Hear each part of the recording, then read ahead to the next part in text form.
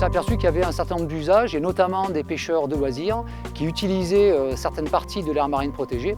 Et après donc, plusieurs enquêtes et plusieurs suivis très particuliers de niveau scientifique, on s'est aperçu qu'il y avait qu'il y avait quand même beaucoup de monde qui pêchait, c'est-à-dire entre 60 et 140 bateaux par jour en période estivale, et deux, que certains habitats, certains milieux naturels de notre aire marine protégée pouvaient être impactés, en particulier donc l'habitat coralligène, qui est un habitat méditerranéen très particulier, très fragile et très important au niveau écologique. Il y a de nombreuses espèces qui vivent là-dedans.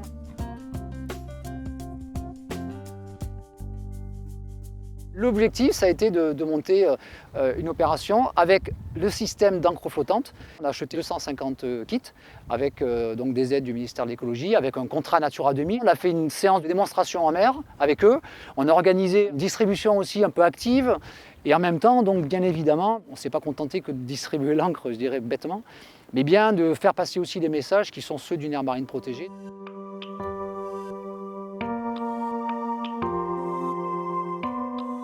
Nous, à notre niveau de l'association Cardon Fishing, nous avions déjà développé, par l'achat d'encre qu'on a fait faire à notre demande auprès d'un artisan, et nous avons commencé depuis un an à développer la pêche en encre flottante. Suite aux discussions que nous avons eues avec Natura 2000, nous nous sommes impliqués dans le projet de l'encre flottante pour la protection des herbiers de la Posidonie de Palavas-les-Flots. Et nous nous sommes impliqués là-dedans pour voir s'il était possible de développer une pêche sans ancrer, donc la pêche à l'encre flottante. Ça permet de protéger l'environnement de la mer au niveau de la Posidonie quand vous êtes dans une zone de ce genre-là.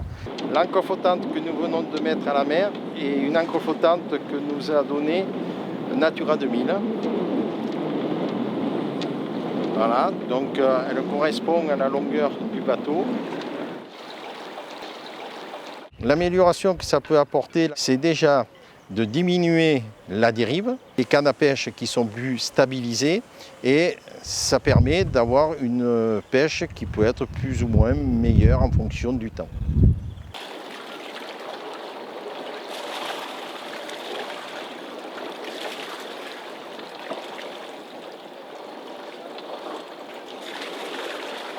Nous préconisons d'utiliser cette carte qui nous a été délivrée par Natura 2000, où tous les points en vert sont les Posidonies de Palavas, donc utiliser à ces endroits-là les encres flottantes.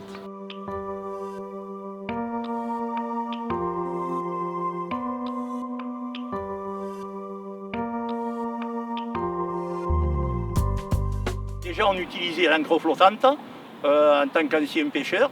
Ensuite nous avons eu conversation, rencontre, rendez-vous avec Natura 2000 pour les fameuses encres flottantes.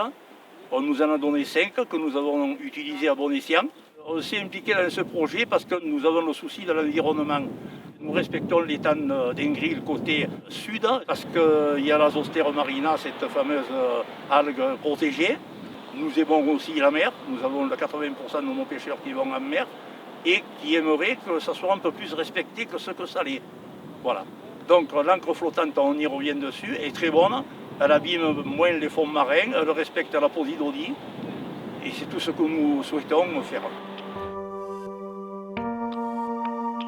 Ce système d'encre flottante que nous avons mis en place au Cap d'Agde peut être utilisé dans d'autres sites à partir du moment où évidemment il y a de la pêche de loisirs. Par contre, il doit être adapté, en particulier par rapport à la taille de l'encre flottante, puisqu'on peut avoir des encres flottantes pour des bateaux de moins de 6 mètres, pour des bateaux de plus de 6 mètres. C'est plus efficace sur des bateaux de petites dimensions que de grandes dimensions. C'est là où il faut faire attention, ça ne peut pas être que le seul système qui est mis en place. Mais c'est un élément de la gestion globale d'une aire marine protégée, au même titre qu'on pourrait installer des mouillages écologiques pour limiter l'impact sur des habitats ou des milieux naturels très sensibles, comme le sont en particulier le coralligène chez nous dans notre région.